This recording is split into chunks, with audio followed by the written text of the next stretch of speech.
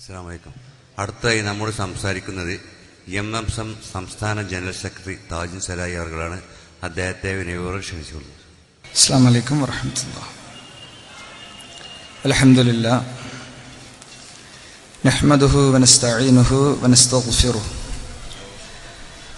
വനതവക്കലു അലൈഹി വനഊദു ബില്ലാഹി മിൻ ശുറൂരി അൻഫുസിനാ വമിൻ സയ്യിആതി അഅ്മാലിനാ. من يهده الله فلا مضل له ومن يضلل فلا هادي له وأشهد أن لا إله إلا الله وحده لا شريك له وأشهد أن محمدا عبده ورسوله. اللهم صل على محمد وعلى آل محمد كما صليت على إبراهيم وعلى آل إبراهيم. اللهم بارك على محمد وعلى آل محمد كما باركت على إبراهيم وعلى آل إبراهيم إنك حميد مجيد. أما بعد فإن خير الكلام كلام الله وخير الهدي هدي محمد صلى الله عليه وسلم وشر الأمور محدثاتها وكل محدثة بدعة وكل بدعة ضلالة وكل ضلالة في النار. أعوذ بالله من الشيطان الرجيم. بسم الله الرحمن الرحيم. وهم يسترخون فيها ربنا أخرجنا نعمل صالحا غير الذي كنا نعمل أولم نعمركم ما يتذكر فيه من تذكر وجاءكم النذير فذوقوا وما للظالمين من أنصار. വേദിയിലുള്ള ബഹുമാന്യ വ്യക്തിത്വങ്ങളെ, സഹപ്രവർത്തകരെ, എൻ്റെ ശബ്ദം ശ്രവിച്ച് ഇവിടെ വിശദീകരിക്കുന്ന കാര്യങ്ങൾ പഠിക്കാനും മനസ്സിലാക്കാനും വേണ്ടി എത്തിയ സത്യാന്വേഷികളെ, സഹോദരങ്ങളെ, അള്ളാഹുവിൻ്റെ അനുഗ്രഹത്താൽ ഈ വേദിയും ഈ സാഹചര്യവും സന്ദർഭങ്ങളുമൊക്കെ നമുക്ക് ഏറ്റവും അനുകൂലമായ രീതിയിൽ ആയിത്തീർന്നിരിക്കുകയാണ്. അൽഹംദുലില്ലാഹ്. ഏകദേശം 10-12 വർഷങ്ങളായി SSLC കഴിഞ്ഞ് 2 വർഷം കഴിഞ്ഞതു മുതൽക്ക് അള്ളാഹുവിൻ്റെ തൗഫീഖ് കൊണ്ട് ഇത്തരം സദസ്സുകളിൽ 4, 5, 10 ആളുകളുടെ സദസ്സ് കൊണ്ടോ വെള്ളിയാഴ്ചയിലെ ഖുത്ബ കൊണ്ടോ ഒക്കെ പ്രബോധന രംഗത്ത് വരാനും കാര്യങ്ങൾ വിശദീകരിക്കാനും അവസരം കിട്ടിയ ആയിരക്കണക്കിന് ഭാഗ്യവാന്മാരിലെ ഈ പ്രസ്ഥാനത്തിലെ ഒരു എളിയ പ്രവർത്തകനാണ് ഞാനും. ഇത്തരം വൈകുന്നേരങ്ങളിൽ ജനങ്ങളെ അഭിസംബോധന ചെയ്യാനും കാര്യങ്ങൾ വിശദീകരിക്കാനും ലഭിക്കുന്ന അവസരത്തെ ഏറെ സന്തോഷത്തോടെയും അഭിമാനത്തോടെയും പ്രാർത്ഥനയോടുകൂടി കൈകാര്യം ചെയ്തു വരുന്ന രീതിയാണ് ഏത് കാലത്തും ഉണ്ടായിട്ടുള്ളത്. അതുണ്ടാക്കി തന്നതിൽ പഠിപ്പിച്ച ഗുരുനാഥന്മാരുടെയും കേൾക്കുന്ന സഹപ്രവർത്തകരുടെയും പ്രസംഗം കഴിഞ്ഞ് ആ പ്രസംഗത്തെ വിലയിരുത്തുന്ന സഹപ്രവർത്തകരുടെയും ഒക്കെ പങ്കാളിത്തം വളരെ ആത്മാർത്ഥമായി അനുസ്മരിക്കുകയാണ്. അതേ സന്ദർഭത്തിൽ ഇത്തരമൊരു വേദിയിൽ അത്ര അത്യാഹ്ലാദത്തോടുകൂടെയും ആവേശത്തോടും കൂടെയല്ല വ്യക്തിപരമായി ഞാൻ സംസാരിക്കുന്നത്. ഇത്തരം കാര്യങ്ങൾ വിശദീകരിക്കേണ്ടുന്നൊരു ഘട്ടം ഈ പ്രസ്ഥാനത്തിനുണ്ടാകരുതേ എന്ന് ആത്മാർത്ഥമായി പ്രാർത്ഥിക്കാനും അങ്ങനത്തെ ഒരു ഘട്ടം ഉണ്ടാവാതിരിക്കാൻ വേണ്ട കാര്യങ്ങൾ നിർവഹിക്കാനും ബോധപൂർവം ശ്രമിച്ചിട്ടുണ്ട് എന്നതിന്റെ തെളിവുകൾ പരലോകത്തെ കോടതിയിൽ വരുമ്പോൾ മാത്രം ചിലരെ ബോധ്യപ്പെടുത്താൻ സാധിക്കും. വേറെ ചിലർക്ക് അത് കൃത്യമായി ബോധ്യപ്പെട്ടിട്ടുണ്ട് താനും. അതുകൊണ്ട് മഞ്ചേരിയിലെ ഈ നിറഞ്ഞ സദസ്സിൽ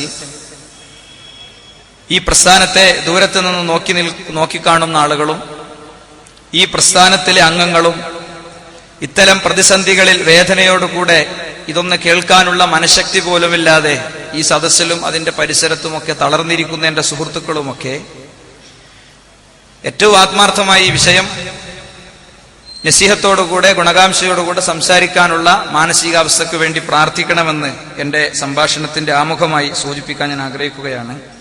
എന്റെ അടുത്ത് വരുന്ന എന്തെങ്കിലും വീഴ്ചകളോ വാക്കുകളിലോ വരികളിലോ ഉള്ള അപാകതകളോ ഉണ്ടെങ്കിൽ സൂചിപ്പിക്കാൻ ശ്രദ്ധിക്കണമെന്ന് ഉണർത്താൻ ഈ സന്ദർഭത്തിൽ ആഗ്രഹിക്കണം. അതോടൊപ്പം ഇവിടെ സംസാരിച്ച ഏറ്റവും പ്രധാനപ്പെട്ട വ്യക്തി, അദ്ദേഹത്തെ ഞാൻ പരിചയപ്പെടുത്തി തരാതെ തന്നെ അദ്ദേഹത്തിന്റെ ശൈലി എന്താണ്, അദ്ദേഹത്തിന്റെ രീതി എന്താണ് എന്നത് ഇവിടെയുള്ള വളരെ സാധാരണക്കാരായ ഈ ബസ് സ്റ്റാൻഡിൽ സ്വന്തം ജീവിതം പുലർത്താൻ വേണ്ടി രാവിലെ മുതൽ വൈകുന്നേരം വരെ ചുമടെടുക്കുന്ന, വളരെ പരിശ്രമിച്ച് ത്യാഗം ചെയ്ത് ബുദ്ധിമുട്ടി സ്വന്തം കുടുംബത്തെ നോക്കാൻ വേണ്ടി കൈകാര്യം ചെയ്യുന്ന ആളുകൾ അടക്കമുള്ള അവരെല്ലാ പ്രസംഗവും കേൾക്കുന്നവരാണ്.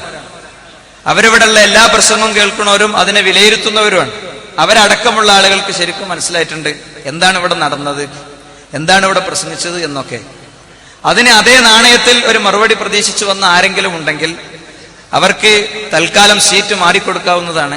കേൾക്കാൻ താല്പര്യമുള്ള വേറെ പലരും ഇവിടെ തന്നെ ഉണ്ട്, അവർക്ക് സീറ്റ് ഒരുക്കി കൊടുക്കേണ്ടതാണ്. കാരണം ഞങ്ങൾക്ക് ഇതും ഒരു ഇസ്ലാമിക പ്രബോധനമാണ്. ഞങ്ങളുടെ സുഹൃത്തുക്കൾ അകപ്പെട്ട ഒരു മഹാദുരന്തത്തിൽ നിന്ന് ഉള്ള രക്ഷപ്പെടുത്തലാണ്. താൽക്കാലികമായ ചില രക്ഷപ്പെടലുകൾക്ക് വേണ്ടി ഒപ്പിച്ചുകൂട്ടി തട്ടിക്കൂട്ടി ഉണ്ടാക്കിയ ഒരു ലൈന് മുജാഹിദ് പ്രസ്ഥാനം എന്തിനു വേണ്ടി സ്ഥാപിക്കപ്പെട്ടോ ആ സ്ഥാപിത ലക്ഷ്യത്തിൽ നിന്നും ഡൈവേർട്ട് ചെയ്ത് സഞ്ചരിക്കുന്നതിന്റെ നേർക്കാഴ്ചകൾ ഞങ്ങൾ കണ്ടുകൊണ്ടിരിക്കുന്നു. അള്ളാഹുവിന്റെ മുന്നിൽ സുജൂദ് ചെയ്യുന്ന, രാവിലെ ലോകം മുഴുവൻ ഇറങ്ങുന്ന പ്രഭാതത്തിൽ, രാവിലെ ലോകം മുഴുവൻ ഇറങ്ങുന്ന പിന്നെ സുബഹിന്റെ മുമ്പുള്ള സമയത്ത് എണീറ്റ് തഹജ്ജുദ് നിസ്കരിക്കുന്നവരും സദഖ കൊടുക്കുന്നവരുമൊക്കെയായ കുറെ മനുഷ്യരുടെ ഹൃദയത്തിൽ ശിർക്കൻ വിശ്വാസം സ്ഥാപിക്കുന്ന രീതിയിലേക്ക് ഏതാനും ചില വ്യക്തികൾ അവരുടെ സ്വയം രക്ഷയ്ക്കു വേണ്ടി തട്ടിപ്പടച്ചുണ്ടാക്കിയ ആദർശങ്ങൾ എത്തിയിരിക്കുന്നു എന്ന കാരണം കൊണ്ട് മാത്രമാണ് യഥാർത്ഥത്തിൽ മുജാഹിദ് പ്രവർത്തകർ ഇത്തരമൊരു വേദിയിൽ ഇത് വിശദീകരിക്കുന്നത്. ഇതിങ്ങനെ ഇറങ്ങി വിശദീകരിക്കേണ്ടതുണ്ടോ എന്ന് ഞങ്ങൾ വളരെ ചിന്തിച്ചിട്ട് തന്നെയാണ് ഇറങ്ങിയിട്ടുള്ളത്. മഞ്ചേരിയിലാണ് ആദ്യം ഇറങ്ങിയത്. ഞങ്ങളെ പൊതു സദസ്സിലേക്കും പൊതുവേദിയിലേക്കും തള്ളിവിടാനുള്ള ശ്രമങ്ങൾ പലപ്പോഴായി ഉണ്ടായിട്ടുണ്ട്. 2010 തേജസ് പത്രത്തിൽ ഒരു വാർത്ത കണ്ടു. ബഹുമാനനായ ജ്യേഷ്ഠ സുഹൃത്ത് മുജാഹിദ് ബാലുശ്ശേരിയെയും എന്റെ പ്രിയപ്പെട്ട ഗുരുനാഥൻ ഡോക്ടർ KK സക്കരിയ സലായിയെയും പുറത്താക്കിയെന്നാണ്. പ്രവർത്തകർ ആ വാർത്ത കണ്ട് ഞെട്ടി. ഇന്നലെയല്ലേ മുജാഹിദ് പോയത്? പ്രസംഗത്തിന്റെ ഇടയിൽ തൊണ്ട പൊട്ടിയിട്ട് വായിലേക്ക് ചൂടുവെള്ളം ഒഴിച്ച് കുറെ നേരം ചൂടുവെള്ളം വായിൽ വെച്ച് റിസ്ക് എടുത്ത് സദസ്സ് മുഴുവൻ കണ്ടതല്ലേ? മിനിയാന്ന് അയാൾ എന്നോടത്തായിരുന്നല്ലോ. മാസത്തിൽ 30 ദിവസത്തിൽ 60 പരിപാടിയേറ്റ് പ്രസംഗിച്ച് പ്രബോധനം നടത്തി. പള്ളിമുറ്റം മുതൽക്ക് ക്ഷേത്രാങ്കണം വരെയും അങ്ങാടി മുതൽക്ക് ആശുപത്രിക്കട്ടിലിൽ വരെയും അള്ളാഹുവിന്റെ ദീന് സംസാരിച്ചുകൊണ്ടിരിക്കുന്ന ആ സുഹൃത്തിനെ എന്തിനാ പുറത്താക്കി, മുജാഹിദിന് എന്തിനാ പുറത്താക്കിയെന്ന് പ്രവർത്തകർ ചോദിച്ചുകൊണ്ടിരുന്നു. സക്കരിയ സുലായിന്റെ മറ്റേ ആ CD, മണ്ണാർക്കാട് CD ഞാൻ ഇന്നലെ കൊണ്ടേ കൊടുത്തിട്ട് മറ്റേ ആളുണ്ടല്ലോ ആ മുസ്ലിയാർ, അയാളിപ്പോ നമ്മളടുത്തേക്ക് എത്തിയിട്ടുണ്ട്.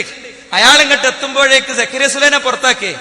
അന്ന് പ്രതീക്ഷിച്ചത് യുവാക്കളും വിദ്യാർത്ഥികളും മുതിർന്നവരും ഒക്കെ അടങ്ങുന്ന ഒരു വിഭാഗം അവര് വേദി കെട്ടി പ്രസംഗിച്ച് രംഗത്ത് വരുമെന്നായിരുന്നു. പക്ഷേ ഒരു കുട്ടിനെ രാജാവിന്റെ അടുത്ത് കൊണ്ടുവന്ന കഥ ഉണ്ട്. ഈ വിഷയം വിശദീകരിച്ചിടത്തൊക്കെ ഞാൻ പറഞ്ഞതാണ്. 2 പെണ്ണുങ്ങൾ വന്നു, കുട്ടികളെ ഞങ്ങളതാണെന്ന് വാദിച്ചു. രാജാവ് പറഞ്ഞെന്നാ ഓരോ പീസ് ഓരോരുത്തർക്കും തരാം, ഓരോ പീസ് ഓരോരുത്തർക്കും തരാന്ന് പറഞ്ഞപ്പോ ഒരു പെണ്ണ് പറഞ്ഞു എന്റേതല്ല കുട്ടി, രാജാവേ ഞങ്ങളാ അവൾക്ക് കൊടുത്തോളൂ. രാജാവിന് മനസ്സിലായി ആരതാണ് കുട്ടിയെന്ന്. രാജാവ് എനിക്ക് വേണ്ടാന്ന് പറഞ്ഞ കുട്ടിക്ക് കൊടുത്തു എന്ന് പറഞ്ഞതുപോലെ ഈ പവിത്രമായ സംഘടന, ആദർശം സമൂഹത്തിലേക്ക് എത്തിക്കാനുള്ള ഈ സംവിധാനം പിളർത്താനും ഈ പ്രശ്നങ്ങൾ ISM-ഉം ISM-ഉം KNM-ഉം അതേപോലെ തന്നെ MSM-ഉം KNM-ഉം തമ്മിലുള്ള പ്രശ്നമാണെന്ന് വരുത്തി തീർക്കാനും അവസരം പാർത്ത് നടക്കുന്ന ബഹുമാന്യനായ ഒരു വ്യക്തിയെ സാൽവേഷൻ കഴിഞ്ഞതിന്റെ തൊട്ടടുത്ത ദിവസങ്ങളിൽ വ്യക്തിപരമായി എനിക്കറിയാമായിരുന്നു. വ്യക്തിപരമായി എനിക്കറിയാമായിരുന്നു. അദ്ദേഹം ജാമിഅ നദവിയയിലെ അദ്ദേഹം വരട്ടെ, അദ്ദേഹം മഞ്ചേരിയിലെങ്കിലും ആ കാര്യത്തോട് പ്രതികരിക്കട്ടെ. ജാമിഅ നദവിയയുടെ ഓഡിറ്റോറിയത്തിന്റെ സ്റ്റെപ്പ് കയറി ഞാൻ അങ്ങോട്ട് ചെല്ലുമ്പോ അദ്ദേഹം മാഗസിൻ റൂമിൽ നിന്ന് തന്റെ കണ്ണട പുറത്തെടുത്തതാ ഈ നൃത്തം നിന്നിട്ട് എന്നോട് പറഞ്ഞ വാചകൻ ഓർമ്മണ്ട്, ജക്കരിയാനിനി വെച്ചോണ്ടെന്നാ നടക്കൂല. മുജാഹിദുകൾ ആത്മാർത്ഥമായി ദഅവത്തിലായിരുന്നു. അവര് ഓഫീസുകൾ കയറി ഇറങ്ങായിരുന്നു. അവർ പുതിയ സ്ഥലത്തെ ദഅവത്തിലായിരുന്നു. അവര് വേദിയിലേക്ക് വരുന്ന കല്ലേറുകൾ തടുക്കായിരുന്നു. നിങ്ങൾ ആ കാലഘട്ടം എടുത്ത് പരിശോധിച്ചാൽ, പോലീസ് സ്റ്റേഷനിൽ പോയി റിപ്പോർട്ട് ചെയ്യപ്പെട്ട ഇഷ്യൂസ് പരിശോധിച്ചാൽ അറിയാം. അങ്ങനത്തെ ഒരു കാലായിരുന്നു. ദഅവത്ത് സഹിക്കവയ്യാതെ സമസ്തയിലെ നമ്മുടെ സുഹൃത്തുക്കൾ ഉസ്താദുമാർ ഇളക്കി വിട്ടപ്പോ ആയിരക്കണക്കിന് ആളുള്ള സമസ്തയിലെ കേവലം ചില ആളുകൾ വികാരഭരിതരായി രംഗത്ത് വന്ന ഘട്ടായിരുന്നു. അന്നത് പറയണേ. ഞാൻ ചോദിച്ചു, സാർ എന്ത് വർത്താനങ്ങൾ പറയണേ? ഞാൻ കുറച്ചൊന്ന് പ്രകോപിതനായി സംസാരിച്ചപ്പോൾ അത് എന്നെ റൂമിലേക്ക് കൂട്ടിക്കൊണ്ടുപോയിട്ട് അതിലേറെ വലിയ കാര്യം പിന്നെ പറഞ്ഞത്. അത് കറക്റ്റ് അല്ല. CP സലീം, TK അഷ്റഫ് അല്ലാത്ത, അബ്ദുൽ ഖാദർ പറവണ്ണി അല്ലാത്ത ISMന്റെ മൊത്തം സ്റ്റേറ്റ് കമ്മിറ്റി അംഗങ്ങൾ, പിന്നെ MSMലുള്ള ചില ആളുകൾ ഒക്കെ കൂടെ എല്ലാവരും പ്രതിസ്ഥാനത്തും മൂപ്പര് മാത്രം സത്യസന്ധനും. സക്കരിയ സുലായി എന്റെ ഉസ്താദാണ്. ഡെയിലി ഞാൻ വിളിച്ചുകൊണ്ടിരുന്ന ആളാണ്. ഞാൻ അദ്ദേഹത്തോട് പറഞ്ഞില്ല, സർ ഇങ്ങനെ ഞങ്ങളെ പറ്റി പറയുന്നുണ്ട്. ഞാൻ TK അഷ്റഫ് വിളിച്ചു, അഷ്റഫ് അങ്ങനെ പ്രശ്നമുണ്ട്, നിങ്ങളിതിലൊന്ന് ഇടപെടണം എന്നാണ്. അപ്പൊ അഷ്റഫ് കെയിൽ ഇടപെട്ടു. ജാമിഅ നദവിയയിലെ കുട്ടികൾ ഹോസ്റ്റൽ റൂമിൽ ഉറങ്ങുന്ന രാത്രി ഡോക്ടർ KK സക്കരിയ സുലായി കടവത്തൂരിൽ നിന്ന് വന്നത് എന്തിനായിരുന്നു? ഈ പ്രസ്ഥാനത്തിൽ മുളപൊട്ടുന്ന ഒരു പ്രതിസന്ധി അവിടെ വെച്ച് പരിഹരിക്കണം എന്നുള്ളവർക്ക്. സക്കരിയ മൗലവിനെ പറ്റി അദ്ദേഹം കുറെ ആക്ഷേപം പറഞ്ഞു. സക്കരിയ മൗലവി അതിന്റെ ഡീറ്റെയിൽസും പറഞ്ഞു, ക്ലിയർ ചെയ്തു. രണ്ടാളും കൈയെടുത്ത് കെട്ടിപ്പിടിച്ച് പിരിഞ്ഞു. അല്ലേ, തീരുമെന്ന് നമ്മൾ വിചാരിച്ചു. പിന്നെയും കേട്ടത് എന്താ? ISMന്റെ സംസ്ഥാന കമ്മിറ്റിയും ബഹുമാനായ സലഫിയും കൊണ്ടോട്ടിപ്പള്ളിയിൽ ഖുതുബക്ക് വരുന്നവരും ഖുതുബ പറയണവരും പള്ളി കമ്മിറ്റിയും ഖാദർബായിന്റെ മുന്നിൽ ഇരിക്കുന്നുണ്ട്. അദ്ദേഹം പോലും അറിഞ്ഞിട്ടുണ്ടോ എന്ന് എനിക്കറിയില്ല. അവിടെ ചർച്ച നടന്നിട്ടുണ്ടല്ലോ. ഇതൊക്കെ നടന്നിട്ടുണ്ട്. അതുകൊണ്ട് നമുക്കിത് അറിയേണ്ടതുകൊണ്ട് ഇതിന്റെ ഓരോ ഘട്ടത്തിലും ഇത് പുറത്തേക്ക് വരാതെ എങ്ങനെ പരിഹരിക്കാമെന്ന് ശ്രദ്ധിച്ചിട്ടുണ്ട്. അല്ലേ, അവസാനം ഇത് ഇങ്ങനെയൊക്കെ ആയി. ഇതിങ്ങനെ പറയേണ്ട ഒരു ഘട്ടം വരുന്നത് എപ്പോഴറിയോ? ഞാൻ അവിടേക്കാണ് വരുന്നത്. നിങ്ങൾ ശരിക്കും ശ്രദ്ധിക്കുക. ആ ഏരിയ ഞാൻ പറഞ്ഞു കഴിഞ്ഞിട്ട് പോകേണ്ട ആളുകൾക്ക് പോകാം. എനിക്ക് കുറച്ച് കാര്യം പറയുന്നുണ്ട്. ഒരു 10 മണിയോട് അടുക്കുന്ന സമയത്ത് ഇൻഷാ അല്ലാഹ് ഞാൻ എന്റെ സംസാരം അവസാനിപ്പിക്കും. അള്ളാഹു കാര്യങ്ങൾ വ്യക്തമായി പറയാനും കാര്യങ്ങൾ ഗ്രഹിക്കാനുള്ള തൗഫീഖ് നമുക്ക് തരട്ടെ. കേരളത്തിലെ മുസ്ലിം സംഘടനകൾക്കൊക്കെ വീഴ്ച പറ്റിയത് ലാ ഇലാഹ ഇല്ലല്ലാഹിലും മുഹമ്മദുർ റസൂലുള്ളാഹിലുമാണ്. മർമ്മം എവിടെയാണ് കിടക്കണേ? നിങ്ങൾക്ക് മനസ്സിലായോ? ലാ ഇലാഹ ഇല്ലല്ലാഹിലാണ് സമസ്തക്ക് പറ്റിയ തെറ്റ്. മുഹമ്മദ് റസൂലുള്ളാഹിയും വിടുകയാണ് ഇപ്പൊ തൽക്കാലം. മറ്റൊരു വേദിയിൽ മറ്റൊരു സമയത്ത് നമുക്ക് പറയാം. സമസ്തക്ക് ലാ ഇലാഹ ഇല്ലല്ലാഹുവിലാണ് അബദ്ധം പറ്റിയത്. അതുകൊണ്ടാണ് മുജാഹിദ് പ്രസ്ഥാനം ഇവിടെ ജീവിക്കേണ്ടി വരുന്നത്. അതുകൊണ്ടാണ് CD ടവർ ഉണ്ടാകേണ്ടി വരുന്നത്. അതുകൊണ്ടാണ് ജനങ്ങൾ പ്രക്ഷുബ്ധരാകുമ്പോഴും ജനങ്ങളെ ഞങ്ങളെ കല്ലെറിഞ്ഞാലും ഞങ്ങൾക്ക് പറയാതിരിക്കാൻ പറ്റില്ല. മുത്തന്നൂരിലെ പാവപ്പെട്ട മനുഷ്യന്റെ ശരീരം 3 ദിവസം പള്ളിയിലും വീട്ടിലുമായി അങ്ങോട്ടിങ്ങോട്ടും കൊണ്ടു നടക്കപ്പെട്ടപ്പോഴും വീട്ടിൽ നിന്ന് പള്ളിയിലെത്തിയ ഒരു ജനാസയും മനുഷ്യരെ വീണ്ടും വീട്ടിലേക്ക് പോയിട്ടില്ല. വീട്ടിൽ നിന്ന് പള്ളിയിലെത്തിയ ഒരു ജനാസയും ജനങ്ങളെ പിന്നീട് വീട്ടിലേക്ക് പോയിട്ടില്ല. പക്ഷെ ഇത് പോയല്ലോ, ഇത് പോയി. 4, 5, 10 പ്രവർത്തകർ ഒരു ജനാസയും വഹിച്ചിട്ട് മഞ്ചേരി കൂടെ പോണ ആലോചിക്കങ്ങള് അന്ന് അത്രേ ഉണ്ടായിരുന്നുള്ളൂ. പക്ഷേ പോലീസ് ഇടപെട്ട്, കലക്ടർ ഇടപെട്ട് മണ്ണിലേക്ക് വെച്ചു, മണ്ണ് വാരിയിട്ടു. അല്ലാഹുമ്മ സബ്ബിത്ഹു ഇൻദ സുആൽ എന്ന് ഹൃദയത്തിൽ നിന്ന് പ്രാർത്ഥിക്കുമ്പോ സഹപ്രവർത്തകരെ ഇന്ന് നമുക്കുണ്ടായിരുന്ന മനസ്സല്ല അന്നവർക്കുണ്ടായിരുന്നത്. അവര് തൗഹീദ് NV അബ്ദുസ്സലാം മൗലവിന്റെ ഖുർആൻ ക്ലാസ് ഒന്ന് ആയത്തും ഹദീസും കൂടി പഠിച്ചിട്ട് തൗഹീദ് പഠിച്ചോരാ. അവര് മണ്ണിട്ട് മൂടിപ്പോന്നത് വീട്ടിൽ വാതിലടച്ചുറങ്ങാനല്ല, ദഅവത്ത് അവസാനിപ്പിക്കാനല്ല, വരും തലമുറക്ക് ഇത് ഉണ്ടാവരുതെന്നുള്ളവർക്ക് പോകുന്നത് എന്തുകൊണ്ടറിയോ? സമസ്തക്ക് അബദ്ധം പറ്റിയത് ലാ ഇലാഹ ഇല്ലല്ലാഹുല. ലാ ഇലാഹ ഇല്ലല്ലാഹുവിന് തൗഹീദിന് 3 ഭാഗമുണ്ട്. തൗഹീദുർ റുബൂബിയ, തൗഹീദുൽ ഉലൂഹിയ, തൗഹീദുൽ അസ്മാ വസിഫാത്ത്. ഞാൻ ഓടിച്ചു പറയാം. തൗഹീദുർ റുബൂബിയത്തിൽ എന്താണ് സമസ്തക്ക് പറ്റിയ തെറ്റ്? മഴ വർഷിപ്പിക്കുന്നതാരാ? വൻസൽനാ മിനസ്സമാഇ മാഅ, ആകാശത്തുനിന്ന് മഴ ഇറക്കുന്നത് നാമാണ്. സമസ്ത പറയണതോ ഖുതുബിയത്തിന്റെ പരിഭാഷയിൽ കാണാം, ഖുതുബിയത്തിൽ കാണാം. എന്താ കാണുന്നത്? ഖുതുബിയത്തിൽ കാണുന്നത് ശൈഖേ അങ്ങാണ് മഴ വർഷിപ്പിച്ചയാള്, അങ്ങാണ് ചെടി മുളപ്പിച്ചയാള്, അങ്ങാണ് അരുവി മുളപ്പിച്ചയാള്, അല്ലെ? അങ്ങാണ് അരുവി ഉണ്ടാക്കിയത്, അങ്ങാണ് മഴ വർഷിപ്പിച്ചത്, അങ്ങാണ് ഈ പണിയൊക്കെ ചെയ്തത്. ഇത് റുബൂബിയത്തിലുള്ള പങ്കുചേർക്കലാണ്. ബഹുമാന്യരായ സമസ്തയിലെ എന്റെ സുഹൃത്തുക്കൾ മുജാഹിദുകളുടെ പള്ളിയിൽ തല്ലുള്ളതുകൊണ്ടും മുജാഹിദുകൾ രണ്ട് ചേരിയായി പിരിഞ്ഞതുകൊണ്ടും ആദർശം പഠിപ്പിക്കുന്നത് അവസാനിപ്പിച്ചവരോട് ഞാൻ പറയുന്നു, നിങ്ങൾ പഠനം തുടരണം. ഞങ്ങൾക്ക് ഇതിന് നേരമില്ലെങ്കിൽ നിങ്ങൾ ഇത് ഏറ്റെടുക്കണം. എന്നാലും നിങ്ങൾ പഠനം നിർത്തി ഞങ്ങളില്ലാന്ന് പറയലല്ല. നിങ്ങളെ മുജാഹിദ് നിങ്ങളെ സംഘടനയ്ക്കോട് ആരും ക്ഷണിക്കണില്ല. സമസ്തയിലെ ഉസ്താദുമാര് കയ്യിൽ തന്ന കുത്തുബിയത്ത് പരിഭാഷയിലുള്ള കാര്യമാണ് ഞാൻ പറഞ്ഞത്. ഒന്ന്. രണ്ടാമത്തത്, ജീലാനിയും ഷെയ്ഖും എന്ന ലേഖനത്തിൽ സുന്നത്ത് മാസിക എഴുതി, ജീലാനി മരിച്ചാളെ സ്വന്തം നിലയ്ക്ക് ജീവിപ്പിച്ചു.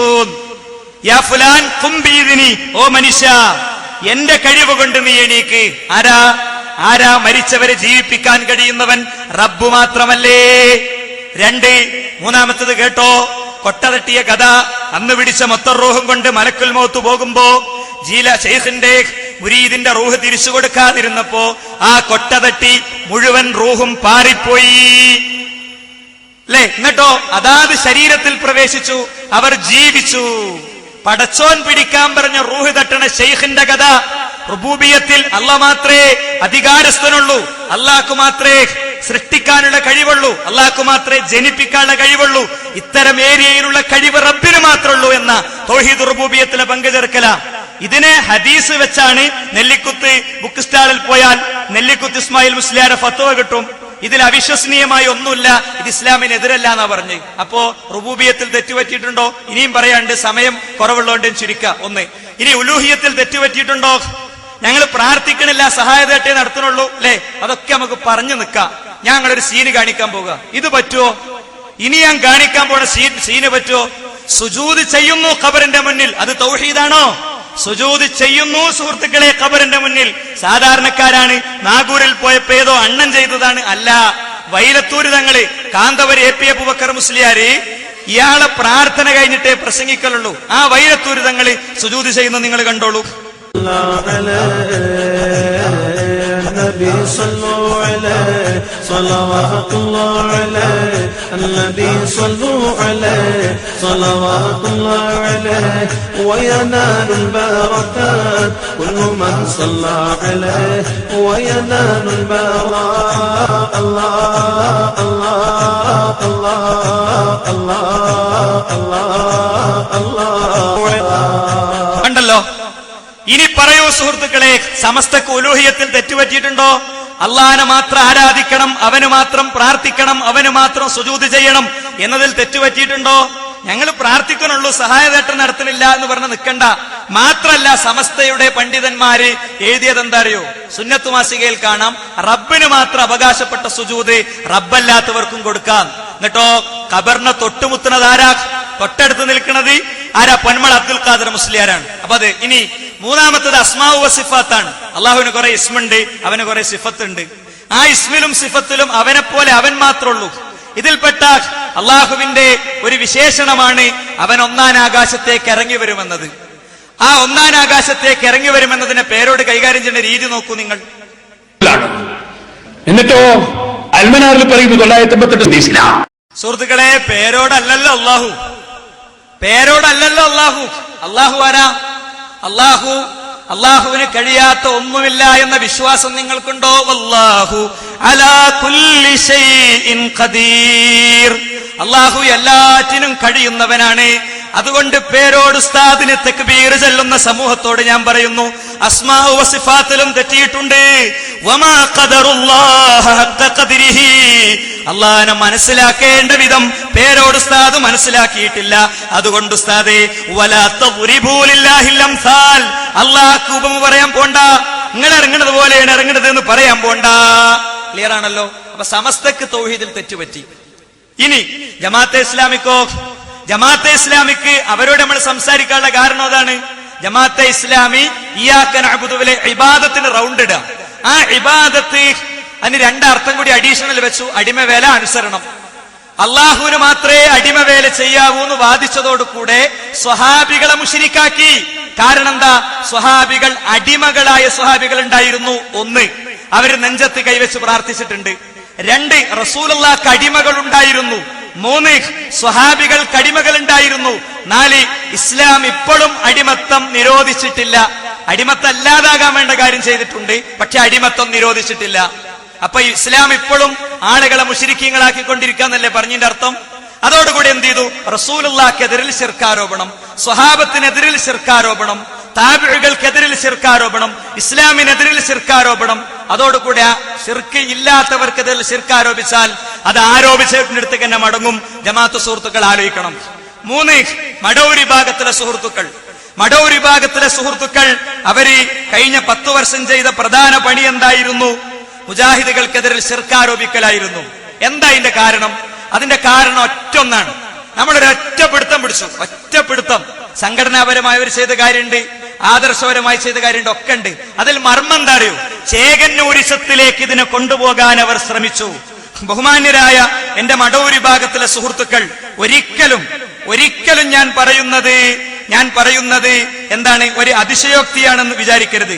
ഈ പാലക്കാട് സമ്മേളനം വരെയും അവരുടെ നേതൃത്വത്തിൽ നിന്ന ഇപ്പോഴും അവരുടെ കൂടെ സജീവമായി പ്രവർത്തിക്കുന്ന മുജീബുർ റഹ്മാൻ കിനാലൂരിന്റെ ഒരു വാചകം ഞാൻ വായിക്കാൻ പോകുകയാണ്.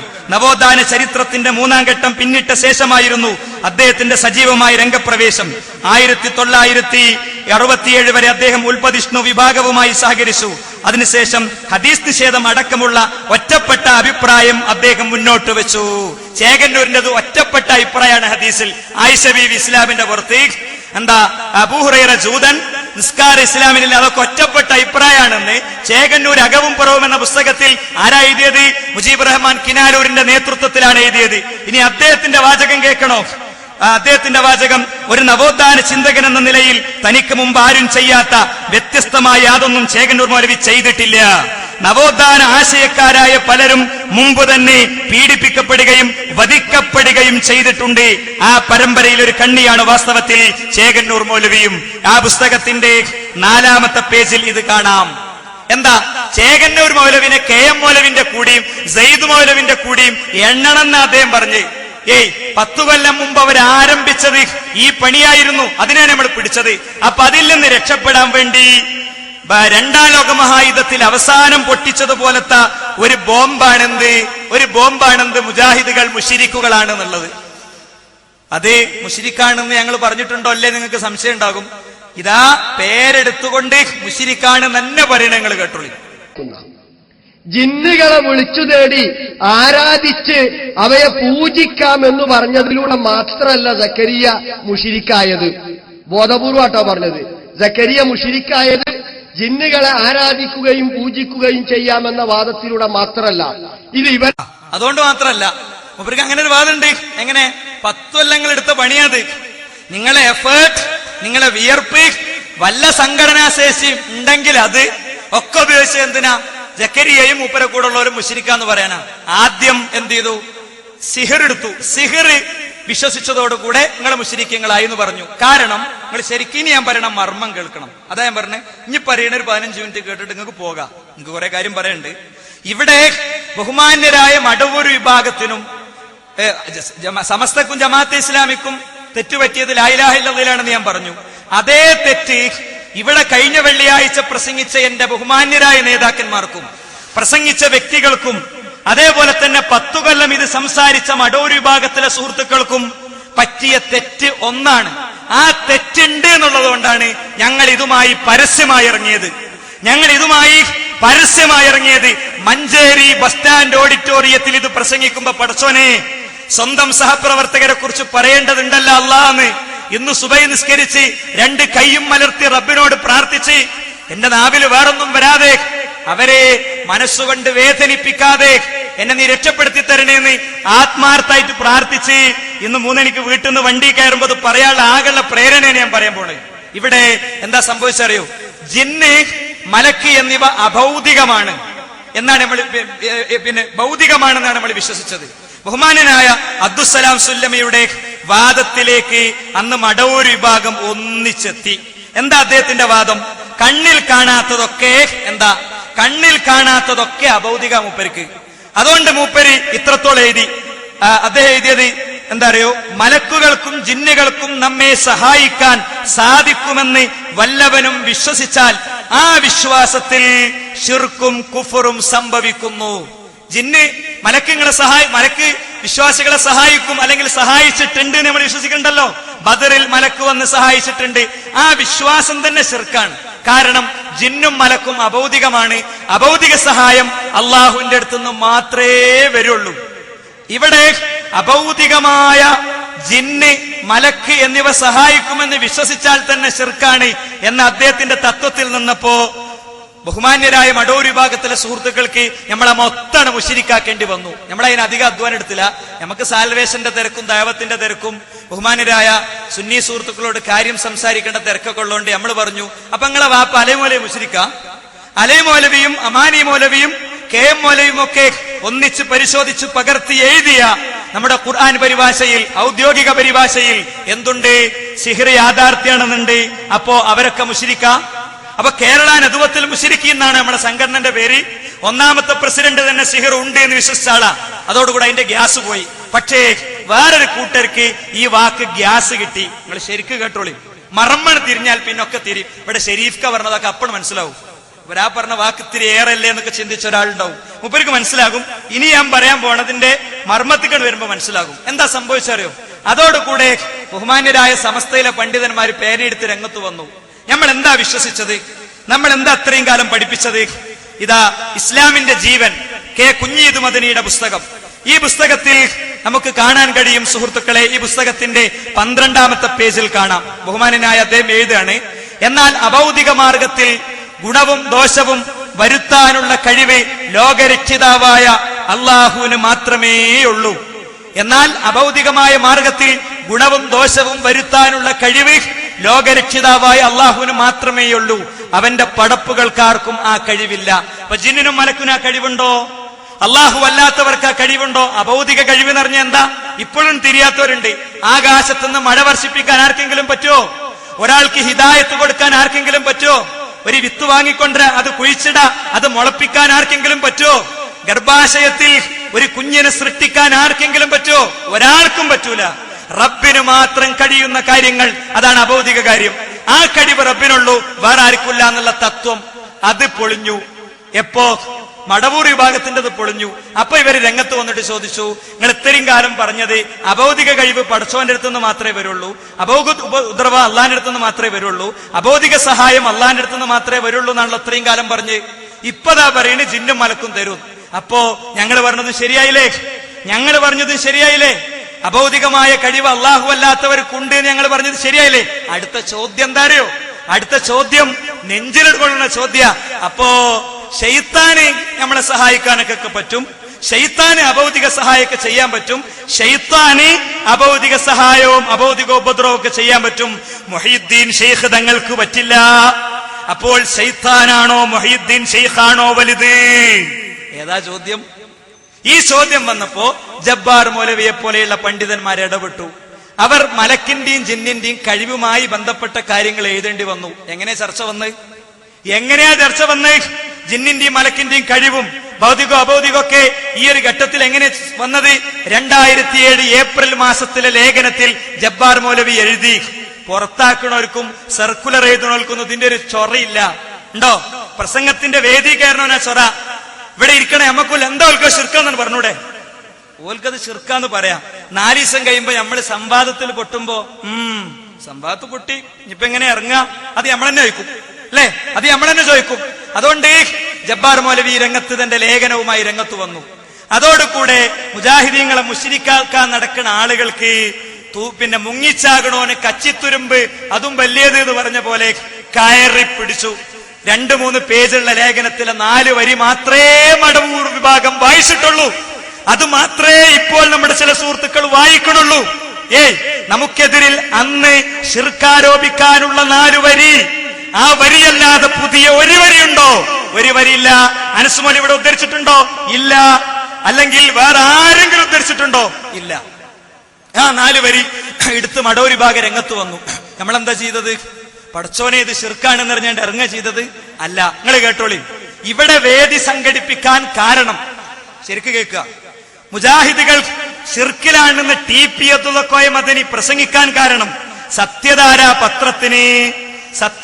പത്രത്തിന് അഭിമുഖം കൊടുക്കാൻ കാരണം ഇതാ സത്യധാര പത്രം. ഈ പത്രത്തിന് അഭിമുഖം കൊടുക്കാൻ കാരണം മുജാഹിദുകളുടെ മഞ്ചേരി പള്ളിയിൽ പ്രശ്നം സൃഷ്ടിക്കാൻ കാരണം, മുജാഹിദീങ്ങളുടെ ഇമാമിനെ പിടിച്ചു വലിക്കാൻ കാരണം വാപ്പ മോനെ പുറത്താക്കാൻ കാരണം അന്ന് മടവൂർ വിഭാഗം ഉന്നയിച്ച 4 വരിയുടെ അപ്പുറത്ത് എന്താ ഉള്ളത്? പുഴക്കരയിലെ ജിന്നാണോ? ഞാൻ അങ്ങോട്ട് വരുന്നുണ്ട്, അതുണ്ടോ അല്ലേ നമുക്ക് അപ്പൊ പറയാം. ഈ 4 വരി മാത്രമാണല്ലോ. ഈ 4 വരിയെ 2007 ഏപ്രിൽ ലക്കത്തിലെ ഇസ്ലാഹിൽ ഇത് വന്നതിന്റെ ശേഷം ഈ 4 വരിയും പിടിച്ച് 100 പരിപാടി ഞങ്ങൾ സംഘടിപ്പിച്ചു. നാം മടവൂരികൾ പത്രത്തിന് ഒരു റിലീസ് കൊടുത്തത്. ആ 100 പരിപാടികളിൽ 4, 5, 10 സ്ഥലത്തല്ലേ മറുപടി പറഞ്ഞിട്ടുള്ളൂ, അല്ലെങ്കിൽ 25 സ്ഥലത്തല്ലേ മറുപടി പറഞ്ഞിട്ടുള്ളൂ, അതല്ലേ പറയേണ്ടി വന്നിട്ടുള്ളൂ. അന്ന് നമ്മൾ കൊടുത്ത ഉത്തരം എന്താ? അന്ന് നമ്മൾ കൊടുത്ത ഉത്തരം സുഹൃത്തുക്കളെ ക്ലിയർ ആണ്. അന്ന് കൊടുത്ത ഉത്തരം 1, 2, 3 പല സ്ഥലത്തും നിങ്ങൾ പലരും കണ്ടിട്ടുണ്ട്. ഇത് ഒരു വട്ടവും കാണാത്തവനോടാ ഞാൻ പറയുന്നത്. ജബ്ബാർ മൗലവിയെ സ്റ്റേജിൽ ഇരുത്തിയിട്ട് ഇവിടെ വന്ന അതേ അനസ് മൗലവി, അദ്ദേഹം തന്നെയാണല്ലോ ഇപ്പൊ ക്ലിപ്പിട്ട്, ഇതേ സക്കരിയ മൗലവി ഇത് വായിക്കുന്നത് ചൂണ്ടിക്കാണിച്ച് ജിന്നിനോട് തന്നെ സക്കരിയ സുലായിക്ക് തേടാമെന്ന് വാദമില്ലെന്നോ, അത് അനസ് മൗലവിനോട് ചർച്ച ചെയ്തിട്ട ടൈറ്റിൽ അല്ല, അത് ഇവിടുത്തെ പ്രവർത്തകരിട്ട ടൈറ്റിലാ. അതുകൊണ്ട് തന്നെ പ്രസംഗം മൊത്തം ശ്രദ്ധിച്ച ആളുകൾക്കരെ കഷ്ടപ്പെടുന്നുണ്ട് മൂപ്പര്. ഞങ്ങൾ വെറുതെ പറഞ്ഞൊന്നല്ല, ഉണ്ട്. എന്നിട്ടോ ഉണ്ട് എന്നൊക്കെ പറഞ്ഞപ്പോ എല്ലാരും ഇങ്ങനെ ശ്വാസം പിടിച്ചു നിൽക്കുക. പുതിയ ഏതോ ഒരു ക്ലിപ്പ് വരാണ്ട്, പുതിയ എന്തോ വായിക്കാണ്ട്.